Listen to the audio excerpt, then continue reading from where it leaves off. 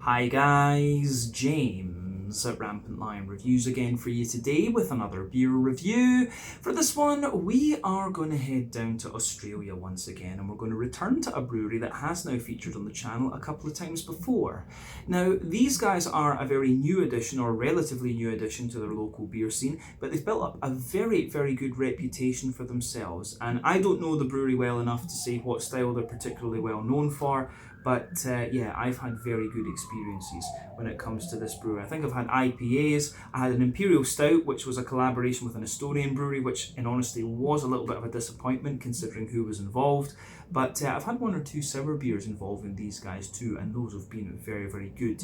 But the beer we're going to have a look at today is one that comes highly recommended from somebody in Hong Kong who I know knows their beer very, very well. I have actually had a sip of this beer as well, and I know it's very, very good. So I'm really curious to do a proper kind of sit-down review of this one, and yeah, hopefully it's as good as I remember. Hopefully it makes for an interesting review, and as always, I hope that you guys watching enjoy my take on this one as well, and always cool to review some Australian beers for you here on the channel. So big shout out to my friend Sam Smalley, who is now running his own channel, Short and Stout Beer Reviews, so make sure you go and give him a like and subscribe. I'll try to remember to put the link to his channel in the video description below.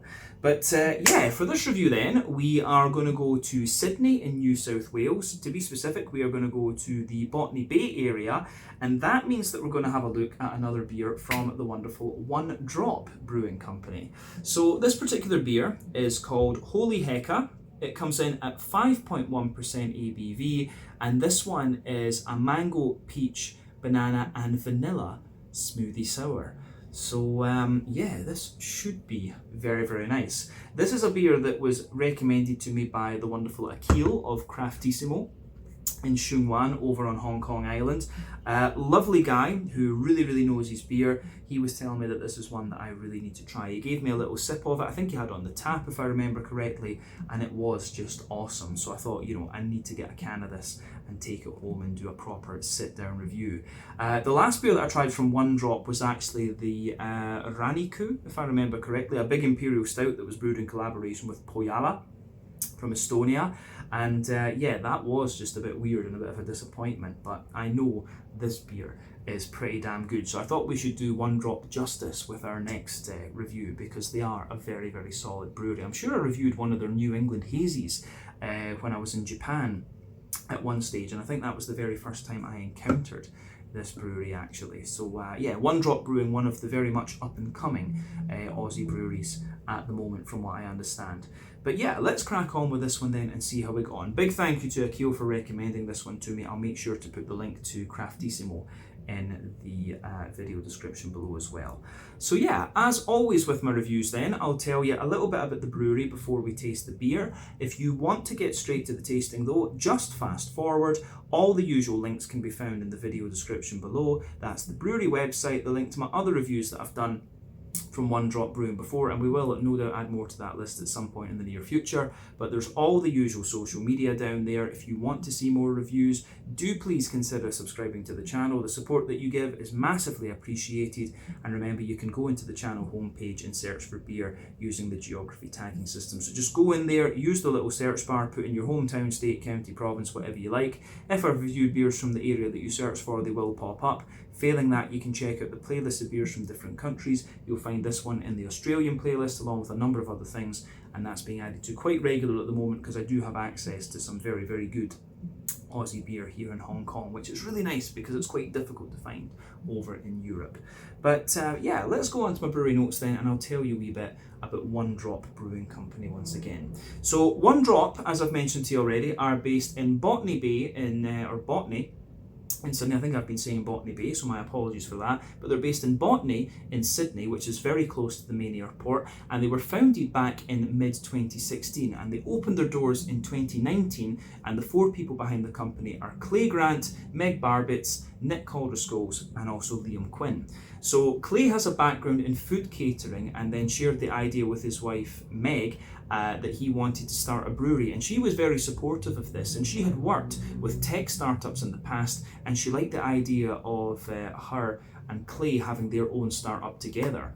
So Nick is originally from New Zealand, and he was the original head brewer at Garden Brewery in Zagreb, which I do recommend you check out if you go to Croatia. Awesome, awesome venue. But it was there where he met Meg and Clay, who were on holiday visiting Meg's family. But Liam is Nick's best friend and was in the army, but also had a lot of experience in the hospitality sector. So together, these guys had a considerable skill set when it came to establishing their own company, especially a brewery. But Clay and Meg founded the company officially in mid-2016 when they designed the brand and started planning the company, and apparently they sold their house to fund the brewery, but they also decided to go and visit Croatia using some of the money, and this was where they met Nick, who would join their venture a little bit later in 2018. So the idea behind the name One Drop is that a single idea or action can change the course of everything, and Clay and Meg say that's really what happened to them. But the brewery itself is located in an old paper mill, and they source their brewing equipment from a Canadian company called DME, and this includes a 12 hectolitre brew kit, so that's 1200 litres per brew. They've got 6 24 hectolitre fermentation vessels as well, and they've also got a canning line in there from East Coast Canning as well. I believe that over the last few years they have continued to expand the fermentation capacity a little bit, and I guess at some point they will maybe see about opening up a tap room at the brewery as well, but we'll just need to wait and see. As of March 2024, when I'm filming this review for you, these guys have produced 360 different kinds of beer according to Untappd, and they do seem to do a variety of different styles, you know, different New England hazies. They've got a few different kinds of IPAs as well. I've seen darker beers and sour beers from them as well. So they're doing a whole variety of different stuff. And like I said, they seem to have built up a very, very good reputation for themselves. And it's nice to see that the Aussie beers are starting to get themselves out there a little bit more, and hopefully we can get more of them over to Europe at some stage as well. But yeah, that is everything I can really tell you about One Drop Brewing Company for the moment. If you want to learn more about these guys, you can check out the brewery website, you can follow them on Facebook and Instagram to keep up to date with all the latest goings on, and you can check out the Rate Beer, Untappd and Beer Advocate pages to learn a little bit more about all of the different beers that these guys have done. So yeah, that's me going through my history section now, feeling a little bit breathless because the humidity in Hong Kong is starting to pick up at this point at the end of March. So yeah, if I sound breathless in coming videos, that is why. But yeah, as I say, if you want to learn more about these guys, check out the brewery website, follow them on Facebook and Instagram to keep up to date with the latest goings on, and you can check out the Rate Beer, Untappd and Beer Advocate pages to learn a little bit more about all the different beers that they've done. But yeah, let's go on and have a wee look at the beer itself. So I'll just let you have a wee look at the artwork on this one. You can see it is very nice. The women's face there melting off with all the peach, mango and banana in there. I think all of the fruits used in this one are actually produced in Australia. You can see plain gold top on the can there, and there you can see the One Drop Brewing Company symbol. Incidentally, this one, I think it's a 440 rather than a 473. Yeah, 440 millilitres can, this one. I believe this cost me 110 Hong Kong dollars, so that's about £11 sterling, 12 euros. I don't know what it would be in Aussie dollars, come to think of it, but yeah, the Australian beer does tend to be a bit more expensive because, you know, Australia is just an expensive country, and of course this is an import here to Hong Kong, and our salaries in Hong Kong are pretty high actually, so that is also worth bearing in mind. But yeah, a mango, peach, banana smoothie sour beer, and it tells you on the side here this is a keto sour with a load of Aussie mango, peach, banana, alongside Papua New Guinea vanilla beans, and a double dose of our house lactoculture, fermented on the fruit with another addition added at packaging. Expect a dominant peach flavour with a supporting roll of Aussie mango for a hint of sweetness, and a more than what should be allowed dose of banana for that thick mouthfeel. So yeah, one thing I will point out about this beer as well is that I really don't like banana. I will say that straight away, but Akio gave me a sip of this one and it was awesome. So yeah, that was the reason I decided to get a can, because if I saw this myself without trying it, I would never buy this beer, because I have never liked banana even since I was little. So even since I was wee, I'm Scottish, I should say wee. But yeah, I've never liked banana, but this was pretty damn awesome. But yeah, let's get this guy out into the glass and see how we get on. This is the Holy Heka, a 5.1% smoothie sour from One Drop Brewing in Botany, not Botany Bay, in Sydney, New South Wales, Australia. So yeah, this should be quite nice. There we go.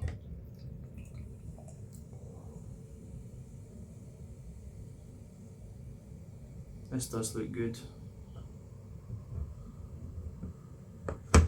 We'll leave a little bit in the can, a little bit in the can I should say, to make sure we get a good head for when we actually taste the thing. But before that head disappears, you can see that this beer poured with about a half finger of a frothy, kind of creamy yellow coloured head, which makes sense considering the adjuncts that are in this beer, but that has of course faded away to be pretty much nothing as it stands. But yeah, as you can see, this beer's poured a lovely, yeah, mango colour.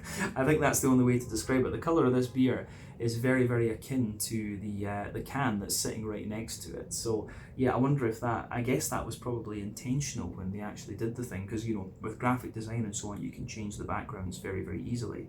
But yeah, colour wise, this one looks great. So remember, the colour of your beer depends on a few things. One, the type of malts that you use. This goes a long way to determining your EBC rating. Two, length of your wort boil is also going to play a role, because the longer you boil the wort, the more the sugars caramelise, and thus you get a darker coloured beer. But any barrel aging that you do or adjuncts you put into the beer will affect its colour too. And when it comes to the kind of modern smoothie sours, that is a big factor. Most definitely is a big, big factor in the colour of your beer. And you know, the mango and the peach are the ones that are going to be giving you a lot of your colour in this beer. Not much in the way of visible carbonation. You can see this beer, to be blunt, is hazy as fuck. But yeah, it does look very, very nice, this one. One or two bubbles sticking toward the side of the glass, but as I say, not much in the way of visible carbonation. But appearance-wise, nothing really surprising about this beer when you consider what it is and if you have encountered this style before. So yeah, let's have a wee look at the aroma then and see what we get out of this one. So yeah. Oh yeah. It smells absolutely beautiful. No surprise with that, to be quite honest with you.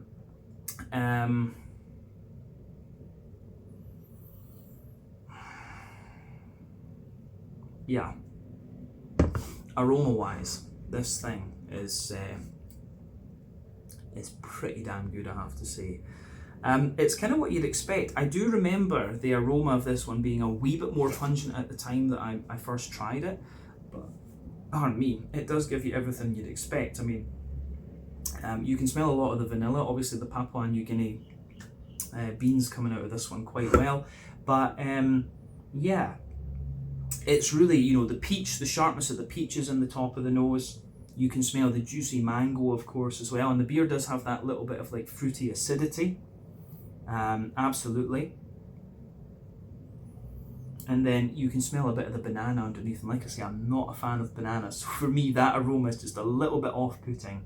I really don't know what it was about banana. I just never ever took to it. But yeah. Underneath that, you do get the actual malty parts of the beer. So yeah, there's a little bit of this kind of fresh, white bready, kind of hedgehog roll bread crust in there, and that comes across really, really nicely. So yeah, fresh hedgehog roll, bread crusty character. There's a little touch of like a sweeter brown bread, lots of white bread, and definitely above that, you're getting, you know, you can smell that more dense white bready character, which is obviously from some wheat in this beer. I'm not exactly sure how you know, how Australian wheat behaves. Like I've said, European wheat is a bit more kind of bitey. American wheat is a bit smoother. Australia, of course, produces a lot of wheat because they've got huge areas of arable land. But yeah, you do get a bit of that more dense and slightly sweet, wheaty, white bready character. Yeah, and the way that all of that goes together, I think, is just really, really nice. So yeah, brown bread, white bread, a more dense wheaty note in this one. There's a lot of oaty creaminess in there, and of course the presence of the vanilla is making this beer feel very smooth and very sweet and very, yeah, just creamy and smooth, of course. But yeah, the vanilla in this one is awesome. I love vanilla. I really, really love vanilla, and you can smell that throughout this beer. There is a little bit of like a Werther's Original butter candy, butterscotchy type thing going on with this one, and yeah, it is just it's lovely. It really is lovely how all of this kind of pieces together actually. So for me, just the way everything sort of just merges together in this, it's really very, very nice. The other thing I would say is that in the aroma you've got a little bit of this kind of petit filou yogurt type thing. I'm not sure what terminology they would use in Australia for this, but yeah, it certainly has a little bit of that kind of vanilla yogurty type vibe to it, which I very much enjoy as well. So yeah, quite a few interesting things going on with this beer in terms of its its malty backbone.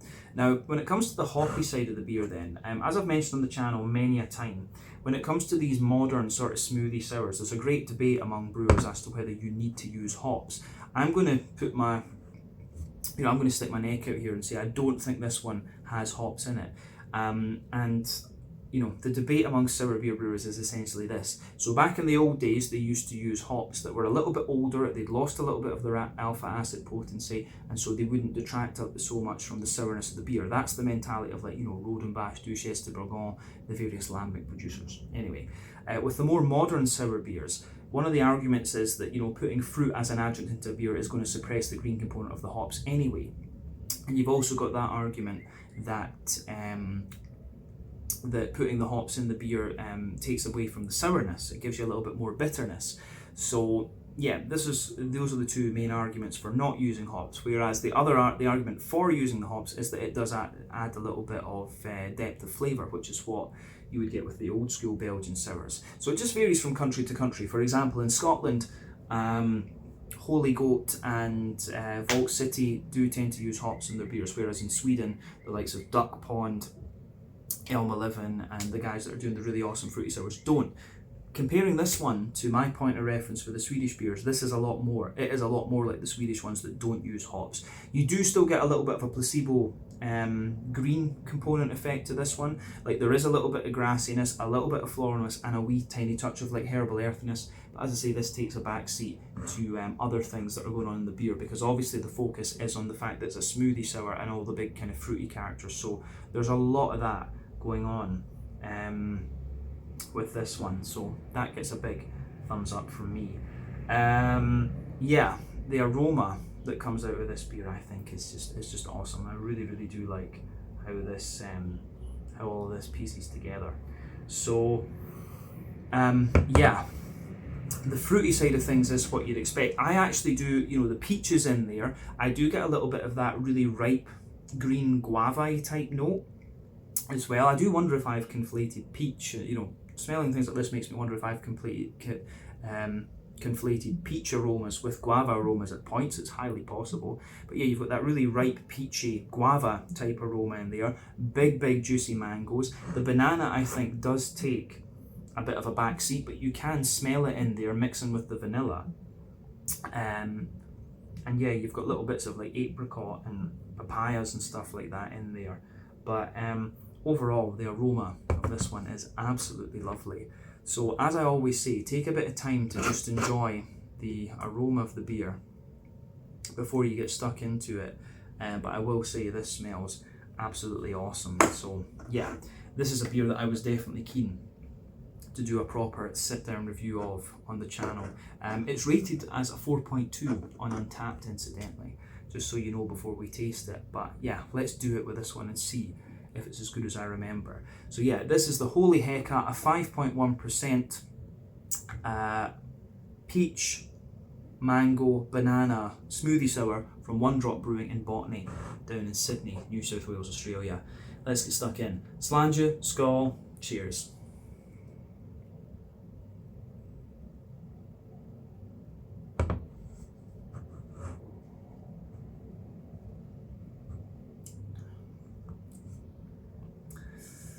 Yeah, this thing is ridiculous. This is just absolutely insane. At 5.1% as well, it is just ridiculous. I'm going to say straight away, One Drop should make sure that they do this beer again at some point, because if they only do this as a one-off, then I think that's a terrible shame. This is very, very good. Yeah, and I think I tried this one when Yardley's here in Hong Kong just released Mango Sticky Mango, but this is really, really damn good. All I can do is say I take my hat off to One Drop Brewing for this. This is awesome, very good. So if someone from the brewery watches this video, make sure you don't just leave the recipe of this beer in the background. This is really good. But at the same time, I'm thinking maybe I need to try some of the other sours that these guys do. It'd be interesting to see a more red sour from these guys, like a kind of berry type sour, because I know that in Tasmania they can produce a lot of berries and things down there. But yeah, this is awesome. This is very, very good. Shows you how much the Aussie beer scene has advanced since the days that I was there back in 2015. But yeah, this is awesome.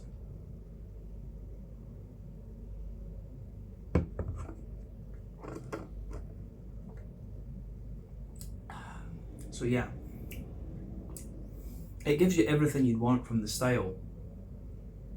It's got just the right level of like sharp, juicy fruitiness. You've got the lovely big kind of smoothness and creaminess, the sort of yogurty character in the malt base. There's the wee bit of the bread to back it up. And yeah, it's, as I've said many a time with these kind of modern sour beers, often they are very, very simple in terms of their flavour profiles, but if they're done right, they're just awesome. They are very, very good. Yeah, I'd love to see these guys collaborate with the likes of Vault City or Holy Goat in Scotland, or Elm 11 and Duck Pond and guys like this in Sweden. Be really interesting. But yeah, this is really lovely stuff. Yeah, that's one of the best smoothie sours I've reviewed on the channel, and I think that's a significant statement for this channel because of how, you know, the quality of stuff that we get from, that I had in Sweden, from Elm 11, Duck Pond, Fermenterna as well, and then also Vault City and Holy Goat back home in Scotland. This is awesome. This is really good.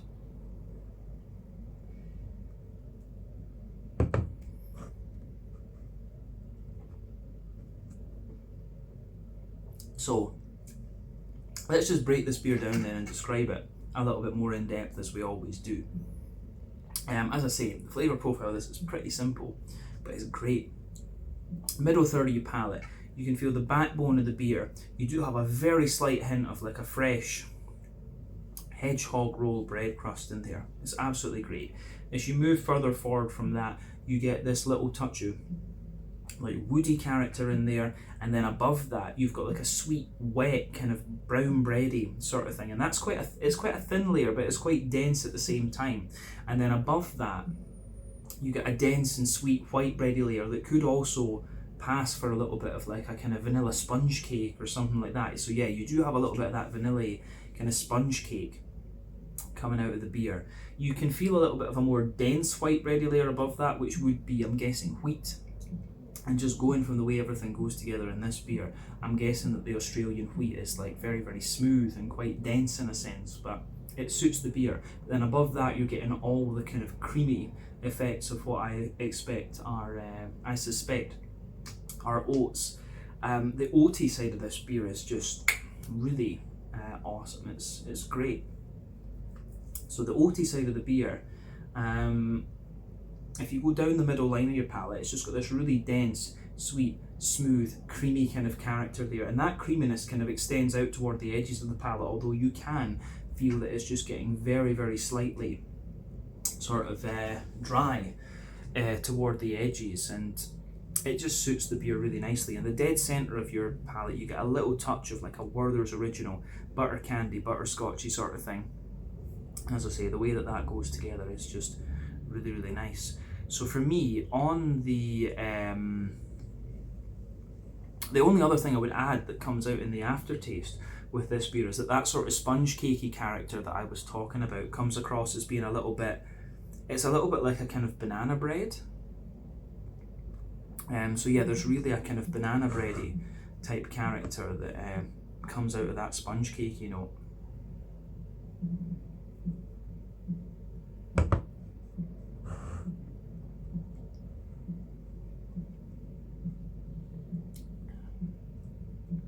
So yeah, the banana bready sponge cakey note that comes out of this one is really nice, and as I say, it does linger into the aftertaste. So the banana, I think the reason I enjoy this beer is because the banana is quite subtle and just lingers there. But yeah, the sort of within the oaty layers of this beer, you do get that little bit of yogurty, petit filou type character that I often talk about with this particular sub-style. And again, it's really, really very, very nice. So yeah, the way this beer goes about its business is just pretty awesome, we can say that. I think we've covered everything we need to about the middle third of the palate now, so we can go to the back third of your palate. And as I've often said, the back third of your palate is going to give you similar flavours to the middle third of your palate, just at different intensities. So the border region between middle and back third of your palate, you get a little bit of kind of build up in there, and it's kind of that cakey sort of note, the vanilla sponge with a wee bit of banana flavour into it. That's mainly what it consists of. But the base of that back third of your palate, you've got a wee bit of like that fresh, you have got a little bit of that kind of fresh like hedgehog roll bread crusty character in there. Then above that you have the little you have got a little bit of an almost crackery note in there, which is interesting. But then yeah, it's all about that kind of vanilla sponge banana cakey layer in there. So yeah, really tall, light and airy sort of note in there. And then above that you can feel a little bit of the wheaty character, the slightly drier wheaty note in there, and then some of the drier aspects of the oat just creeping on top of that. And then you've got the yeast above everything else, so you have the yeasty characters. Let's have a wee look at those yeasty notes in this beer.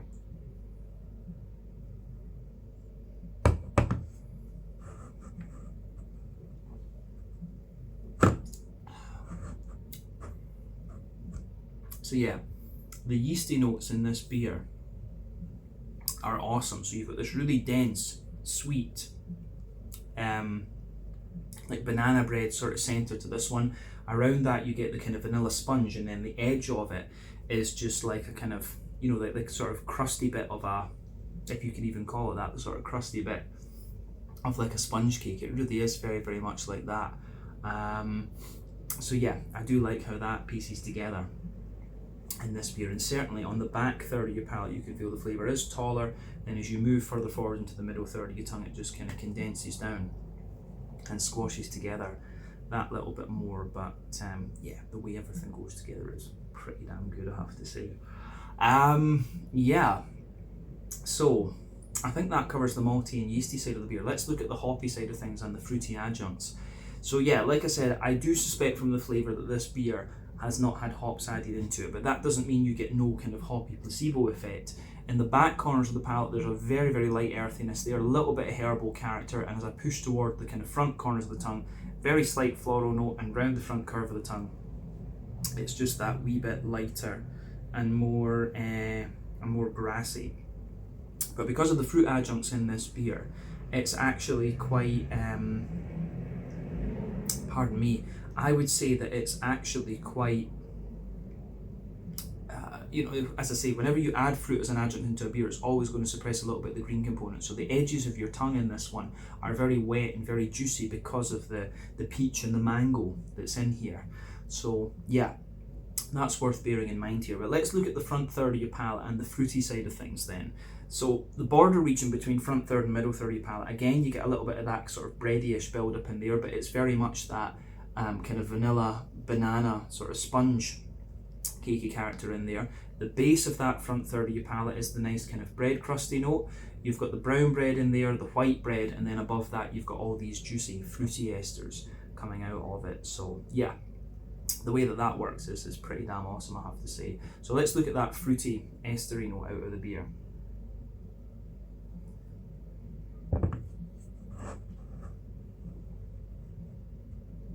So yeah, as they were saying on the can, it's very much the peach that takes the forefront, or the initiative in this beer, I guess we could say. So yeah, when you take the beer in, you have that impact flavour. When it's sour beers, we do need to talk about impact flavours.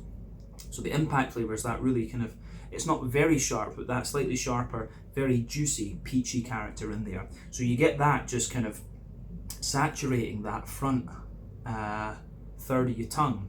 And underneath, the further into the aftertaste you go, you get the nice juicy sort of mango-y character.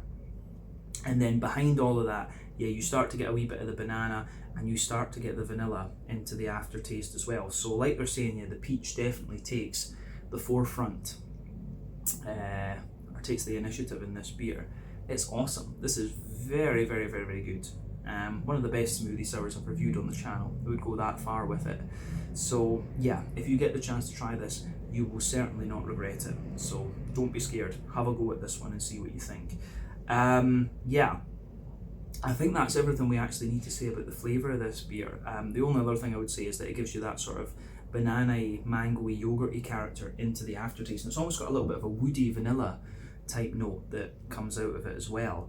But yeah, just awesome, awesome stuff. Let's round off the review then with a wee look at the mouthfeel.